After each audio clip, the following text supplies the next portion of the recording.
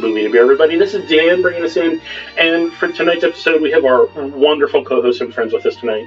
This is Aaron. I'm your 1940s woolen suit expert. This is Blake. I'm your Irish accent expert. This is Brian, see, and I'm your Orson Welles expert, you see. You're gonna listen to me, see, or you're gonna get some lead.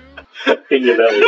In your belly, see. Alright, so we watched this. Lover. Very lover. Alright, so that's going to come up with bumps, the word lover. Let's never reference it again. Yeah. I was like, everyone thinks Brian's insane. So, this is a film from 1947? 1947? 1947. Yeah. Partially written and directed by Orson Welles. I think he worked on the screenplay. Yeah, he co-wrote it. It's adapted from a novel. Yeah, so The Lady from Shanghai. So this is a film noir. This is a classic in the genre, I guess you would say, from the visual medium and the storytelling and how the female lead in this movie really manipulates everybody. Like, really manipulates them. I'm not the expert here, but we picked out some beers that went with the film. You're the beer expert, Dan. I am the beer expert, sort of. We're like, all right, we're going to start in New York and we're going to end in San Francisco, and it's a yacht trip for most of the movie. And, the later half is in San Francisco. So Quick fun fact, that's Errol Flynn's yacht. it is, from what I read, too. Yeah, it's crazy. It does actually, they do a lot of filming on the yacht, and then the places that they go as they go to the Panama Canal. And then But anyway, sorry, I didn't mean to digress. No, Was the yacht was named like Circe or something? No, it was owned by Errol Yeah, Flynn. but the name of the yacht was like Surrey. Oh, Surrey, sorry, something sorry. like that. Yeah. Yeah, I went from yacht to like the yacht's name. Every yacht has its own personality, and it's got a lady's name usually, sometimes a mythological name. Circe, Hydra, Hera, Aphrodite. So That's very cool. So the beers that we love did were popular pre-turn of the century. So they were also being produced and available during the World War II and post-World War II era. This is post-prohibition. One is a pre-prohibition style lager, and the other is just what's called a steam beer. So the first one is, we're going to talk a little bit more about these in depth later, but if hopefully I can say this without slaughtering it, Narragansett, or Narragansett? Garcet? I think it's... We need a new Narragansett, right? Narragansett. There's no N. There's no N. Narragansett. So this is a beer that's based out of New York and New Jersey. I thought it was Rhode Island. Rhode Island, I'm sorry. I did a terrible Peter Griffin accent in response to it. Yeah. What? Here, let's I love this beer. It's been around a long time. I've seen cans of it. They have the same can design that they've had for over 100 years, so it's a pretty old, well done It's PBR. got a big old high neighbor on the side. Yes. Have an asset. Narragansett.com. Because Narragansett's too hard to spell, for one. But Correct. Narragansett Brewing Company, Rochester, New York. Write or visit us in Pawtucket, Rhode Island. Dan, can we have a podcast field trip to Pawtucket? Yeah, Pawtucket. Yeah, no, probably not.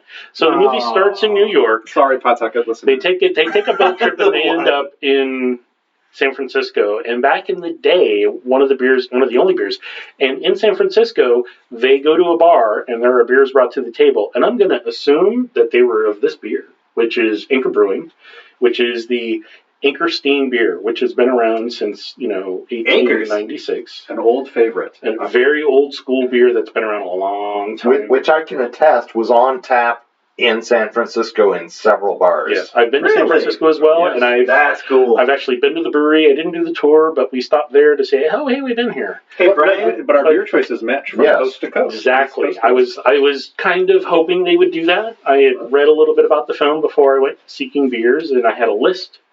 And I'm glad we didn't end up with the Coors or the Miller High Life or the Budweiser, because those are the ones that were also around at that time and very popular. Were they bad then, too? They were. It was all garbage. Blake was trying to say something before. Brian, when you got this steam beer on tap, yes, there. They got the steam beer on tap. Were you being convinced by some maniac named Griswold, wherever his name was, Grisby to quote unquote kill him? Why, no, I wasn't. Thank I'll pay you God. $5,000 to kill me. Yes, we're going to plot spoil the hell out of this because this I mean, film's been around a while. Yeah, it's not a Marvel movie. We can It's spoil like a 65-year-old movie now Yeah. at this point, right? It's almost at the 75-year mark where it then becomes public domain. I cannot wait to rewrite the script. I know. So this film, in broad strokes, a man is hired by a rich lawyer and his wife to be a boat hand. Mm-hmm. Right. And After following an act of heroism in a park, which may or Which may was not set have been up. a setup. It was totally set up. Was it totally set it's up? all Yeah. set up. Okay. But Yeah. they never really cover it, but I think you're supposed to assume, they're setting everything up. They wanted him to Take tell the it. fall. Right. Yeah. So, we also meet the lawyer's partner, who's also a rich lawyer. You know, it is the partner in the firm. Partner in the not firm. like romantic partner. Yeah. We never find Yes. Grisby's romantic partner, if he has one. Dan has theories about I that. have theories. He was very sweaty and was in 8 inches of a lot of these close-up shots, and I was like, just kiss him already. They were all sweaty, Dan. They were all They're sweaty very because sweaty. they went to Acapulco through the Panama Canal. Well, lots of hot places down there. Yeah. All right. So Central America. he has a hot platinum blonde wife, Indeed. Rita Hayworth, Woo-wee. and the swarthy fall guy is Orson Welles. With his shirt open most of the time. And he and Rita Hayworth were actually married at the time. Ooh, girl. So she and he have an affair, and one of the law firm partners, it gets really convoluted, but both law firm partners have a life insurance policy. Right. And so it's decided that one of them is going to pretend to die to get a payoff on the insurance, but then he ends up dead. Bum, bum, bum. And Orson Welles, Michael O'Hara. Michael O'Hara. Michael O'Hara. the Black Irish. That was awful. Yeah, there's a lot of And mixed. he takes the fall. Mixed, yes. And there's a really big climactic scene in the Hall of Mirrors that I think you were saying that this was the first time they had done this kind of shot with all of these reflections and stuff. Yeah, and it It's an kinda set iconic it- scene. It was the iconic Hall of Mirrors scene where everybody's reflected and talking to each other, and the frame is divided into 6 to 9 different shots Yeah. with different characters talking to each other. Right. They do that thing where they keep shooting what they think is the person, but it's a reflection. It's been parodied in a lot of cartoons, TV shows, movies. I can't think of any off the top of my head, but it's a regular just, villain versus good guy.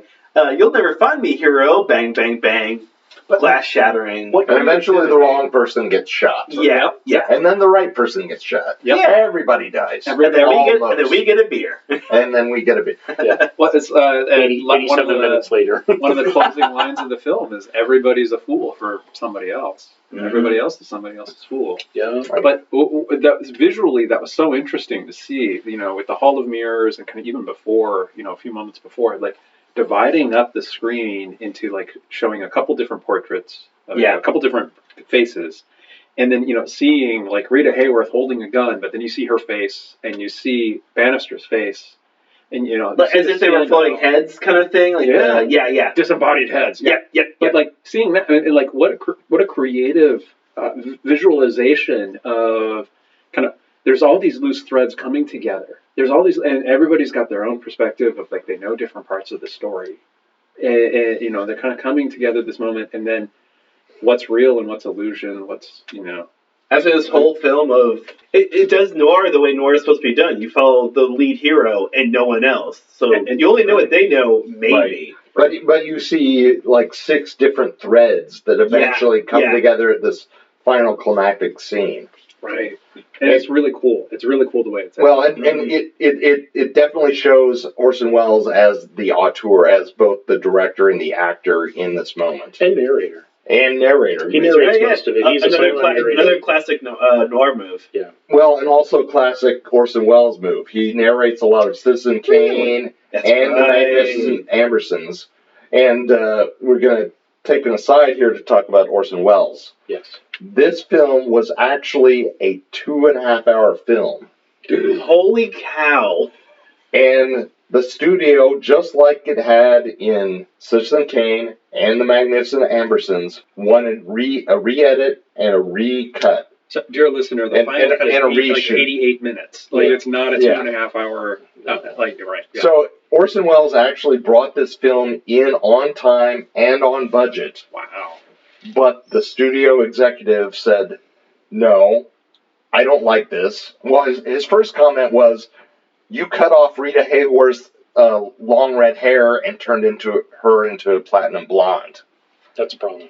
His second problem was, go reshoot all this shit, and we're going to re-edit it. And eventually it came in a year over budget, and that's a lot of money. And that helped Orson Welles become a pariah in Hollywood. This was one of his last big studio films. Mm. And it brings up the dichotomy of Orson Welles. Most of his studio films have never been seen as he's intended them to be seen. Like, we never got director's cuts and stuff. And most of that footage is lost. Like, the hour that's missing from this film has never been seen. We know about it from notes, and that allows Orson Welles, on one hand, to say, I'm great. You've never seen these films the way they were intended. But on the other hand, the studio may have been right. They may have been crappy. So it leads to the myth of Orson Welles as a great director. That's wild. But you can see in this film his genius. The final scene with the Hall of Mirrors is amazing. Yes. And fantastic. And in fact, right before that, there's this whole funhouse vibe. Aaron pointed this out. Which was intent in the original cut was 25 minutes long. Wow. 25 minutes of that would be a little too much, I gotta say. However, the idea is that maybe they cut out some amazing stuff that is now gone forever. Like the funhouse scene that led up to the kind of the climactic Hall of Mirrors shootout. That funhouse scene was fascinating in of itself, because how do you visually show somebody kind of going down a rabbit hole of like conspiracy theory and trying to puzzle out what happened, kind of the detective work. And he's also on some drug of some sort. Yeah. Oh yeah, I honestly again forgot about the pills he took. Yeah, he took a bunch of pills. But like a classic move is like quick cuts, like manipulating the camera frames so everything looks wobbly. Like, this was in black and white, and I was getting disoriented. And when Aaron pointed out, it's like his mental madness is matching his physical madness. Like, oh my god, it is. Yeah. But the other movie. The other classic noir thing, though, is like almost nobody in this film was totally innocent. No, right. Everyone's guilty of something. Yep. Bannister, the lawyer, was trying to. He had his own motivations, where he was trying to get maybe some insurance money. Grisby was definitely trying to, get insurance money and, maybe go on the run, maybe not. Elsa, his wife, probably did want to kill them both and, inherit it all. And if nothing else, she was an adulteress. Right. Yeah, she had the divorce detective following her around. So, that guy. I deeply enjoyed this movie, and so I want you to know, like listener and fellow host, I deeply enjoyed this movie, and that's where I'm asking this question of like, who are you really cheering for? None of them. They're all guilty. So Dan's cheering for nobody. They're all guilty. I'm cheering for Goldie and his monkey. I'm cheering for Rita Hayworth because she's gorgeous. Oh boy, it's hard to look away. But also, Mike O'Hara, like this guy that was just thrown into this situation, trying to do the best. He didn't try terribly hard to get away, though. He just kept kind of shrugging. Yeah. He slapped Elsa, though. But that was after he was on the boat. He could have just kept shrugging, going, I guess. I'm rooting for him because he's just a simple sailor. Right. But on the other hand, he knows he's a fly caught in a web. He's a murderer. He freely admits to many people in the film that he was in Spain. In a war? Well, it's lore. It was a war. It was a Spanish Civil War. Franco was the fascist. Yeah, he killed a fascist. They were in the Spanish allied Civil with War. Hitler. That got you in 1947. That got you a pass. Like, you could have killed as many fascists as you wanted to in 1947. Right. The world has changed, because now if you kill the fascist, maybe you're the bad guy. But no, in 1947, if you killed... Way to date the podcast, Dan. I'll side with O'Hara because he's an aspiring novelist. I thought you were going to say because he's Irish. No, I'll do like 10 seconds on this. That accent came and went. I forgot he had it until it just came in full force. It sounds southern half the time. Dan and I were trying to hash out before the podcast what was the third accent. Yeah, no, it sounded very. It's just him. It sounded like almost New England, Northeastern. Like, I kind of wish he. Really I wish he just. I love Orson Welles' just voice. I wish he'd just done that. I'm sure I kind of understand why he went with an Irish American or Irish person in America in the late 40s to make him believable as a sailor. Right. Which is maybe it's because I'm woke, but that's dumb. I can tell you, he was born in Kenosha, Wisconsin. The Wisconsinite accent is what you're probably picking up there. Yeah, a little bit. as Aaron dips into it a little bit, I love it. Yeah, so there's more to talk about with Orson Welles. I mean, Brian, you're a plethora. You're the deep diver here. Give us some more insights. All right, so this was maybe his fourth or fifth big Hollywood movie, and he was already on the outs. He was already felt he was kind of hard to work with, and this really kind of cemented that. Was it the auteur, sort of uncompromising, perfectionistic? It was very much that, and you can see it in his work. I mean, he's well known for extremely deep focus. This film, you kept pointing out the. You've got both the foreground and the deep background in focus, which is not that hard to do on a sunny day. But there were also night shots that you could see. Just focus went on forever, which is hard, especially with film of that era. It wasn't as forgiving. It was harder to hold things in focus. You had a limited amount of film. Like, Judd Apatow is known for doing hours of alternate cuts for his comedies because it's digital. You can film all day. You're never going to run out. But I was going to say, this came out 6 years after Citizen Kane. Was he well regarded right after Kane? Because I watched it 10 years ago. I was like, he invented this? This is phenomenal. He invented a bunch of techniques. He and his cinematographer came up with a lot of those techniques. Kind of Stan Lee's Steve Ditko thing, where Lee takes all the credit, I did this. He was definitely a perfectionist and an auteur. He there's definitely something there, and you can see it in some of his independent films that he shot in Spain later, like The Chimes at Midnight, which we could do a whole podcast on, or Don Quixote. He did some, F for Fake was actually Spanish, but that had some American release. He was famously over budget and over time for Citizen Kane and The Magnificent Ambersons, and in both cases the studio took over the edit from him. And he was not happy. Hard to work with. And most of our tours aren't. Yeah, and like I was saying earlier, we don't really know what his vision would have been, and it could have been crap. I mean, the studios. It'd be amazing. The studios could have been right, but there's definitely, he was definitely a master of cinema. We don't know the full extent. It would be amazing if we found an alternate universe where you got the full Orson Welles cuts, and the hours that were cut out were just pies to the face. A bunch of who's on first bits is like, this is brilliant. I'm brilliant. Like, come on, man, this has been done. This isn't Brazil. Come on. Brian, if I can, going back to the idea. Terry Gilliam is your friend. I know. Yes. Going back to the idea before where you said that a lot of Orson Welles shots, they have, both the foreground and the deep background in focus. Yeah. Was there something specific Welles was trying to achieve with a lot of those types of shots? Like, was that meant to kind of help immersion or kind of, increase stage them in space? Because if it's out of focus, you don't know what it is. Well, I mean, sometimes it sounds like a play. My basic understanding is sometimes a director will use focus to try and nudge audience attention to one specific thing on the screen. Yeah. And I wonder if maybe Welles is instead of trying to nudge our attention onto Rita Hayworth's beautiful face, maybe. Oh no! Every time her face was on the screen, there's soft focus. That was the only thing you saw. Right. Yeah. But anyway. But I mean, these shots that have such deep, everything's in focus. Yeah, but my guess, though I don't remember having talked about this. I have taken an Orson Welles class. I don't remember this, but my guess is his idea is that we've got this huge screen. This was before video. This was before movies on TV. What? We've got this huge screen. The silver screen. Let's use all of it. Why not use all of it?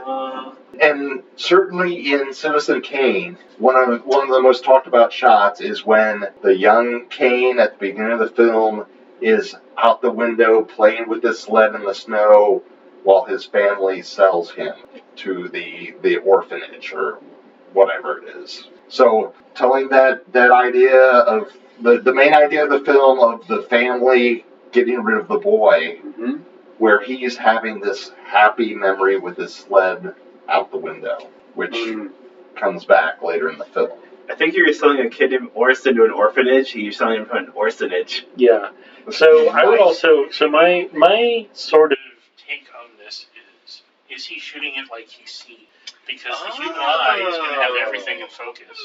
You can, like, obviously, stuff's going to be blurry way off, but it's like, so from a photography standpoint, right, our eyes pull focus so quick that we don't notice a difference in focal length. Correct.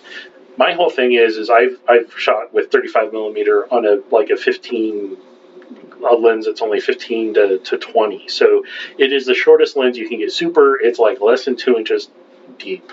So you're going to see a full range of focus. There is no zoom. You are seeing the equivalent of what you would say a non-mirror lensed, full frame camera, and that's how my interpretation as somebody who's done photography for years and knows more about that than anything. Yeah. I'm like, he's doing it like a full frame. You're seeing everything. Right. Yeah. And one of the criticisms of this film at the time was that it was too documentary.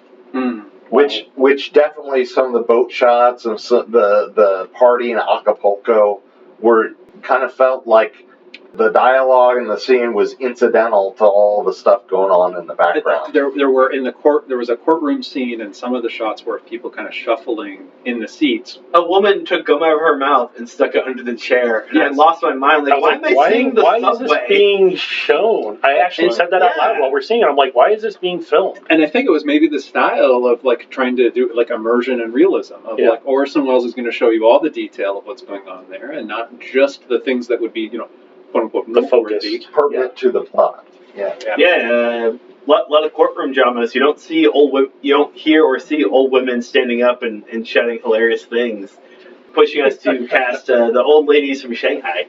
But there's humor coming this fall. There's humor to this though too, because without giving anything away, well, that's it. I appreciate the effort. Give it away. One of the main characters, Orson Welles dies eventually.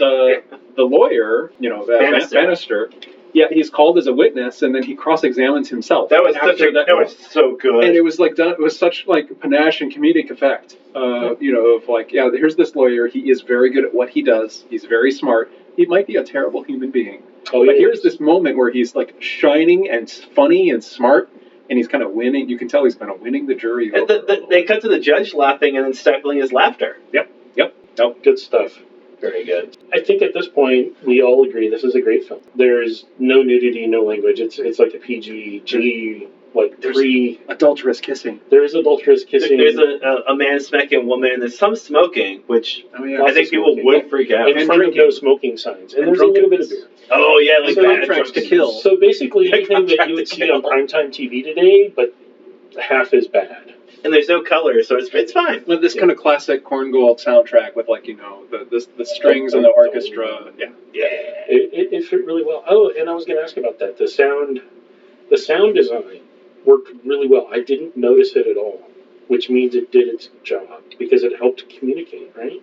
Right. Yeah. I mean, I was listening to the musical score, because Orson Welles apparently hated the score. Yeah, I read some trivia that the studio added it later. Yeah. The only thing that I really bumped on was kind of the classic Hawaiian aloha music during their Mexican party. Right. That was a little heavy-handed for me. Oh my god! Apparently, there's supposed to be no music in the Hall of Mirrors scene, but the studio insisted and they added it. So now I'm sure there's a YouTube cut of just that scene with no music and see what it feels like. I imagine more traumatizing. That seems so odd to me, because classically, I thought it worked. Music tells the audience how to feel about what they're seeing. Right. Yeah. In theory, yes. in comic book movies is to introduce new characters or returning characters. Yeah, true. There's always a setup. So the film... There's always a setup, and there's always a patsy, and there's always a fool. There is. And there's always a man. The music can highlight and can also distract. And this, I don't think it did either of that. It was just there. Right. I didn't notice it. I laughed about it a few times because I was like, oh, that was very typical of, that was very Hollywood. There's a few trills. There's a few woodwind trills. There's a few, the classic congas, like last string, like pretty standard old Hollywood soundtracks. For a romantic kiss, the string instruments can swell up, and you'll hear and then you hear the children giggling in the background, and it pans over, and you see them oversized fish that, oh my God, I confirmed on IMDb, they transposed to be more looming and menacing. I think they just wanted the background to appear lighter, so they enlarged the tanks, the giant scary fish, the eel, and the big turtle. Yeah. My God, the turtle was bigger than it was 10 feet wide. It was like, what the hell? But in 1947, what internet would you go to be like, what's this enormous turtle? If you said the word internet in 1947, they would know. You'd be labeled as crazy. You would just like Frisbee. You would be crazy, just like these beers that we're going to talk about here. Oh yeah, so time to transition. We'll thank you for hanging in there and listening to us babble on about this great film. And again, I think everyone suggests you watch it. Be prepared. It's black and white. It's classic film noir. It's not going to be super exciting, but it is. I think Brian mentioned it didn't hold up as much as he thought it did, but having seen it for the first time, I really liked it. I'm glad to hear it. Yeah, I'd recommend it. I have no problems. I don't mind black and white films. I don't mind something that's got a little plot-driven devices and stuff, but you got to have something to drink while you're doing it. You do, and water just won't always cut it. There's so much seawater, it'll make you sick. I know, and this takes place a lot on the ocean. Half the film is on a boat, so you see a lot of water. Yeah, and with such a stunning blonde in the film, I'm surprised we don't have a blonde ale. But we do have beer. Because she should be red-headed, yells Hollywood. So the first one that we did, I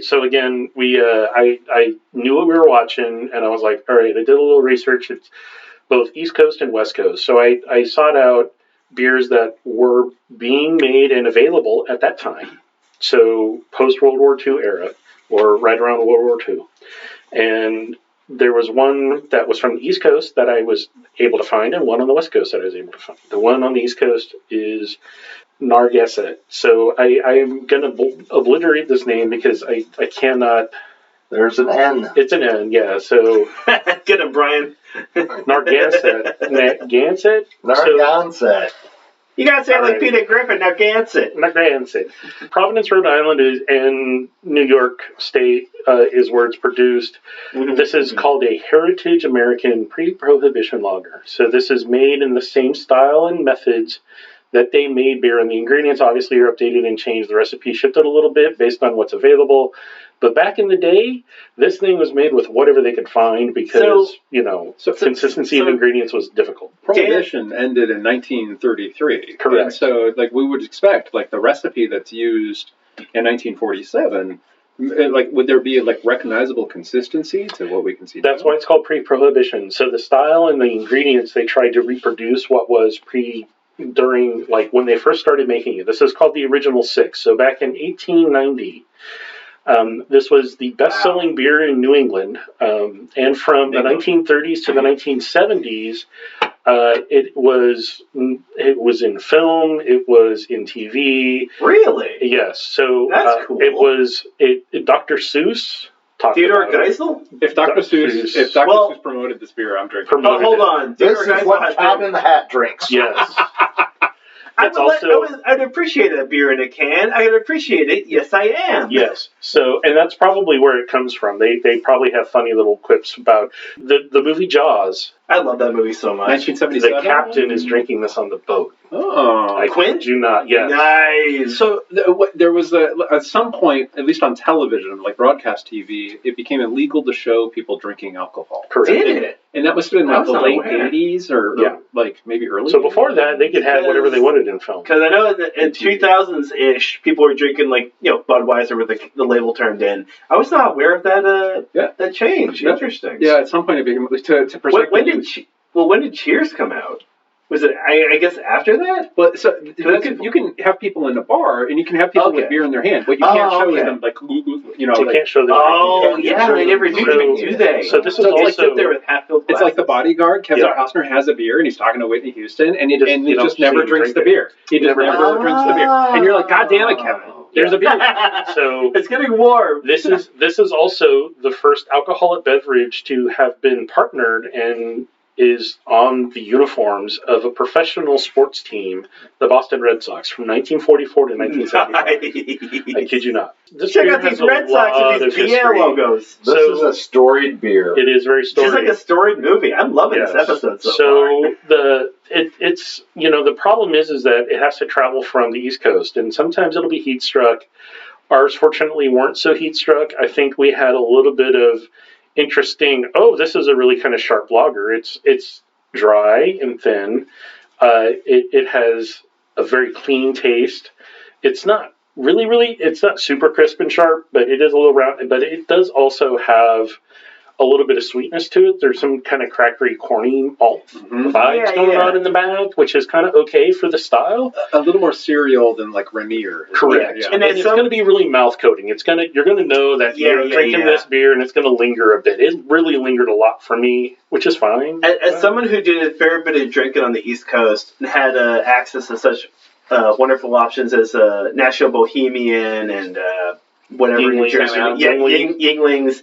This had a better taste than Natty Bo's. Yeah. But Natty Bo has it's less body to it. So you could knock out more of them and look cool to your friends who are all dum-dums. Yeah, so this is like 12% or 5% ABV and 12 IBU. No, it's 12 IBU. It's super low end on the hops. Boy, we're really good at this.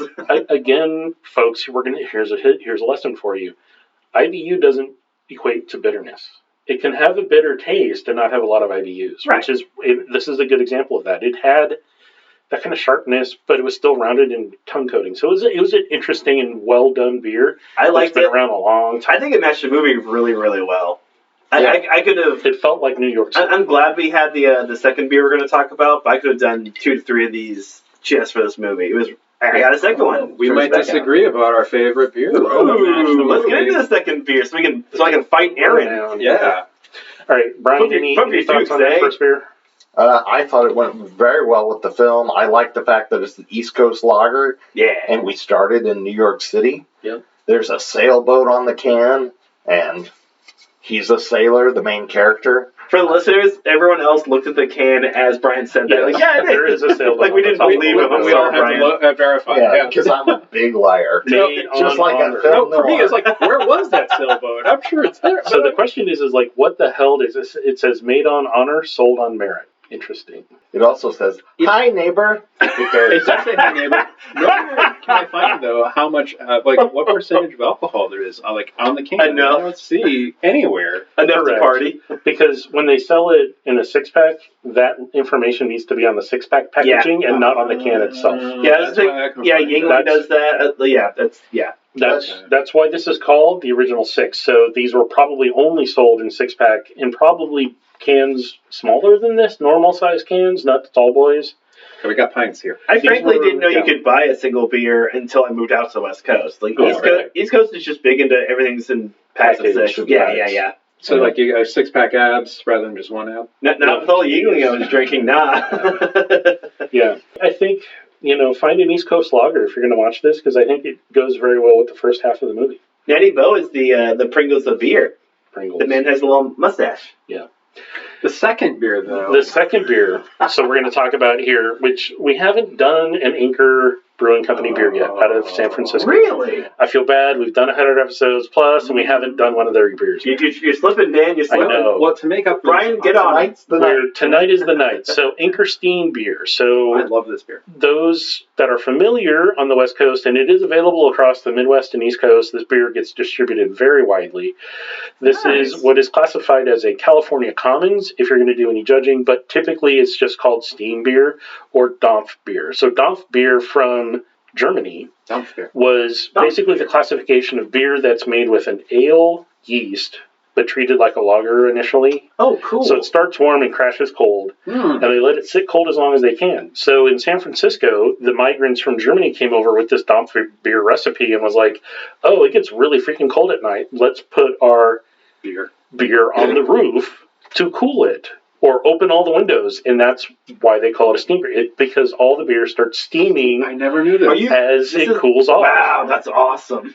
That's exactly why it's called that. It's an amazing thing because it's like, okay, in Europe, the same thing. It's going to be warm during the day and cool at night. So does that slow down the maturation of yes. like all this? Like you get maybe a little more complexity. Yes. Because the whole process takes a little bit longer. You get kind of more of these different like layers of flavor. Versus if it's something that's brewed very quickly, it might be a little bit more simple, more straightforward. They didn't have ice when they started making it. Like they didn't have enough ice to come in and like yet. Yeah. Well, I mean, ice had been invented, but in the 1800s they didn't have refrigeration. It was sawdust. You'd cut it out of a lake somewhere and you put it in sawdust for the summer, and it was a luxury item. It was very expensive.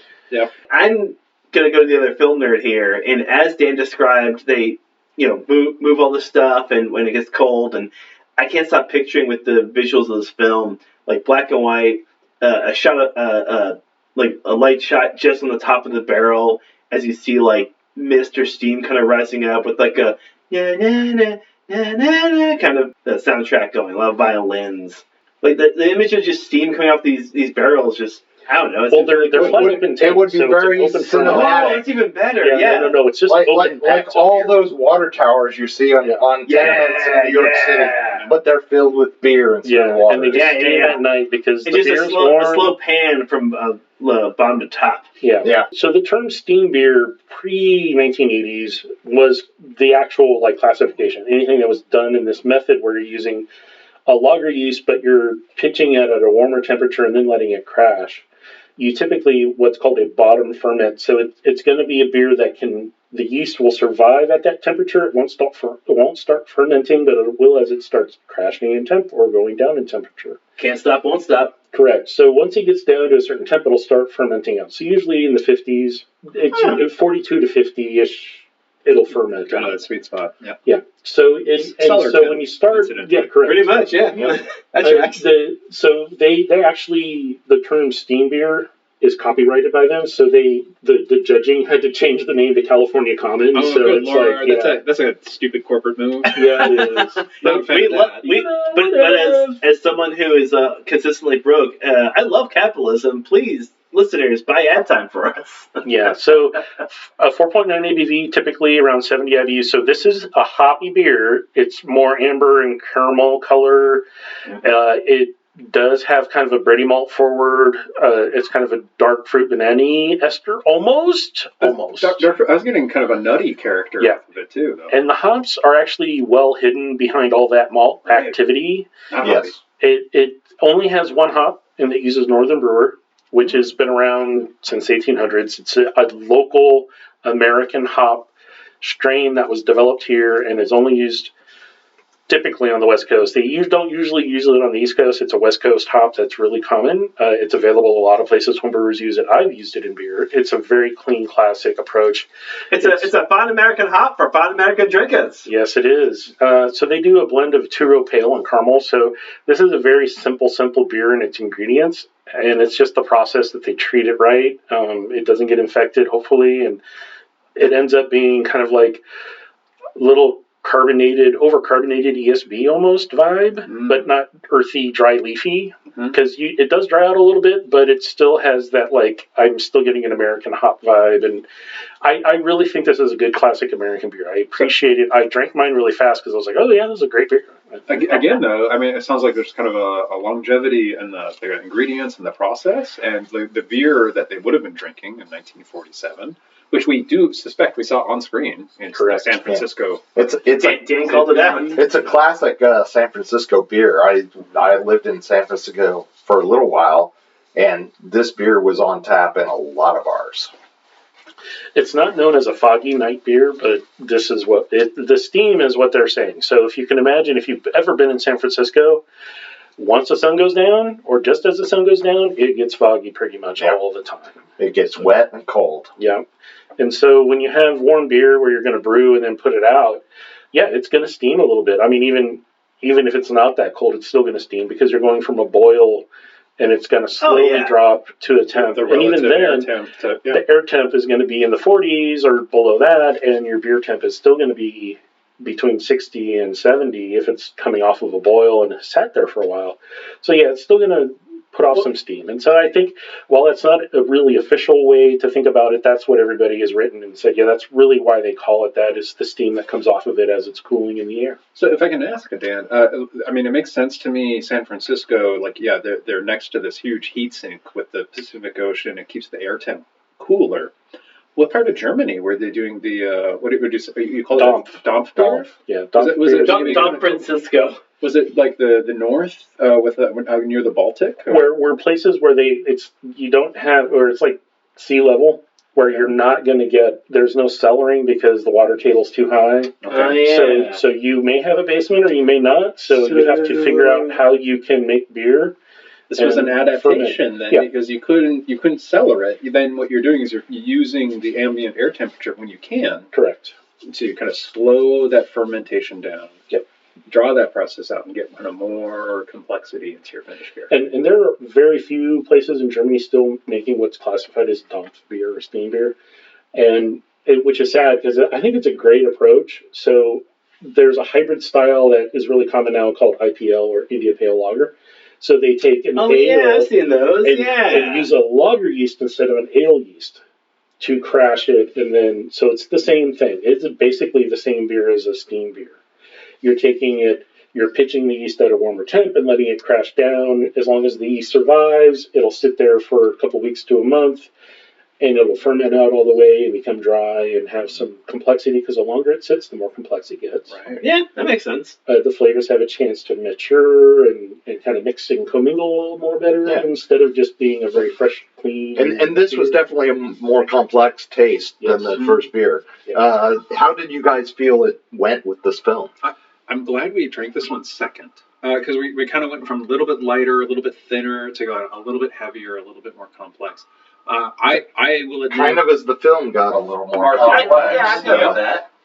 And a little darker also. Yeah. But I'll say I have been drinking Anchorstein beer since I moved to the West Coast. Yeah. I like this beer a lot. So I enjoyed it with the movie very much. I think kind of the complexity matched the complexity of the movie.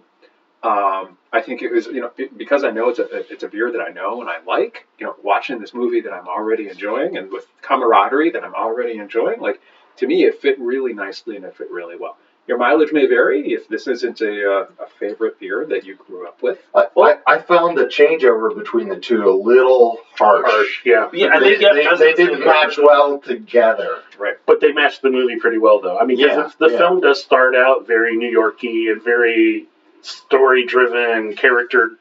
There's a lot of... Well, it's got to get that setup in, so you understand what the stakes are, who you're dealing with, so when you get to the back half of the twist on twist on twist on twist, you're like, there's a lot more narration at the beginning. Yeah. And I think that match kind of this beer is kind of it's in the background and more it's helping you along. And it moves to more dialogue. And the dialogue and the suspense is way more matched to a more complex beer, such as the Anchor Steam beer. Yeah. So I don't know. Our suggestion would be, if you can't find these beers, find a nice lighter lager to start with, and then maybe move on to something a little more complex, like an ESB or an amber or something. Brian, I don't think you said. Did you like Anchor? Well, I've been drinking Anchor Steam for a long time too, and it surprised me because I thought, maybe my bottle's heat struck, because the changeover between the two was kind of not what I was expecting. Bitter flavor versus bitterness as just it's an agent. It's like the two are completely different. The flavors of bitterness and acidity from a hop doesn't mean it's bitter. It's just that's a flavor versus the IBU level. They was clash. much more malty, and the other was kind of light to me. And I mean, once my palate kind of changed over, I was fine and I enjoyed it because I enjoy this beer. Yeah. On other occasions. It took a couple of sips. I think we all experienced that. I'm with Brian on that, where we both thought, I don't know if our bottles are okay, but Aaron's saying it tastes great. I'll give it a chance. And a few sips in, this is a really good beer. Yeah. I just I'm a taste maker. I just tend to prefer the lighter lager Pilsner beers, so. And being East Coast born, I think I gravitate more towards the Narragansett lager. Yeah. We're going to butcher that name until somebody officially tells us how to say it, because I don't think any of us know officially how to say it. Even if someone tells me, I'll keep saying it wrong. It's fun. Well, so it says, "Hey neighbor, have a Gonset." So I think the emphasis is on the gon. Narragansett? So it's going to be like Narragansett. Narragansett. Yeah, like just that whole. You know, like in French, you leave out whole syllables, like Narragansett. All right. Yeah. So, again, I think we all really enjoyed the movie. It's an old classic. It is probably about a 70-minute runtime with about a 10-minute intro. 88 minutes. Really slow roll on the credits to start. And it had the end at the end, which was a good question. When did they stop putting the end at the end of the movie? There's no post-credit. I didn't look it up. It was just like, just posted. I was like, that was a really good question, because I don't know. I mean, because obviously they stopped doing it at some point. Brian and I think in the 70s or so. Mid-70s, I think. But I don't know for sure. Because the 70s were a big time for experimenting in cinema and trying something different and going real slow burn on everything. Yeah. Which, not everyone's cup of tea, but it's a really cool way to do a movie. Well, I think if you're showing credits at the end, you know, it's a little insulting to your viewer to be like, the end, and now there's the end credits. Like, you wouldn't figure it out just because there's end credits now. Some directors to do it that way. Like Chris Nolan's big on pushing the movie. And then main cast gets their credit run, and then the full credit run. Because people have contracts, and you have to see someone's name a certain number of times. And even on this movie, we didn't see all the people who worked on the film. So at some point, you see like a small. At some point, they started giving the second key grip his credit, and that I think is probably when they decided, well, if we're going to have all these end credits, let's get rid of the start credits. Yeah. And now there's no credits at the beginning at all, and they don't even tell you the name of the film. It just starts. They also got rid of the movie trailer voice guy, and I miss him. Hey, we saw RRR had the credits, so it was just 40 minutes into the movie. That was a stark difference in filmmaking and approach to this. And I'm glad that we're kind of doing these back-to-back, because it's like, wow, this is where things are kind of maybe heading, with taking that whole idea of doing segmented storytelling and just breaking it into pieces, which is what a lot of the films are doing today, versus it's a long drawn out with, you know, you have a few open credit scenes and one big arc. We might need to watch 4 Rooms then. Why is that? It's literally 4 different stories. Yeah. It's set in a hotel, and food for thought. You said segment, I just thought it's 4 different directors doing 4 short films within a hotel, with Tim Roth as the connecting character, and it's so good. I love it so much. Right on. I don't know if it'll work for the podcast, but I really love that movie. Well, we've done some interesting things. We've seen some films that do some interesting storytelling techniques where you do back foreshadowing and like you tell it in reverse or whatever. But I think this film, we got 8 thumbs up on this one. I think thumbs up. The beers, while some of us had more favorites than others, both matched pretty well. So again, find a lager, find something maybe ESB-ish if you can't get your Anchor steam beer, or find a Dampf beer from Germany. I think that really helped out. The fact that we knew it was from San Francisco, and those of us that have been there were like, oh yeah, there's the Golden Gate Bridge, and I've been there, and I've been there, and I've been there, and I recognize this and that. And the Brooklyn Bridge. Yes. With its golden gates. We also saw the Brooklyn Bridge. We did. Yeah, that's right in the film. I forgot about that when I made that joke earlier. So, you know, and as always, the opinions expressed during the taping of this recording are those of the hosts, and I didn't see anybody hydrating. You didn't provide any glasses, but if Michael O'Hara were to tell you, if you don't hydrate, you're going to dehydrate. Yeah, really if bad you don't accent. drink some water, see. Yeah, there you go. You're gonna be flat on your back, see. Just do it, Brian. We'll just do it from there. Yeah. All right, so I love it. Thanks for hanging in and listening. I know this was kind of a long episode, but hey, there's lots to talk about. A lot of interesting film noir information and information about these older beers. Seek them out if you haven't tried them yet. I mean, there's a lot of good old beers out in America, and not all of them are made by Miller Coors or Pabst. Anheuser-Busch. There's some independents out there still floating around. Yeah. Go seek them out. Support your local. Yeah. All right. So thanks for listening, everybody. Thanks for listening. This is Aaron. Until next time. I'm not saying thank you. This is Blake. This is Brian. Thanks for listening. All right, lover. We're off to buy Rita Hayworth memorabilia. Yes. So until next time. All right, love it. Thanks for listening. Take care, everyone.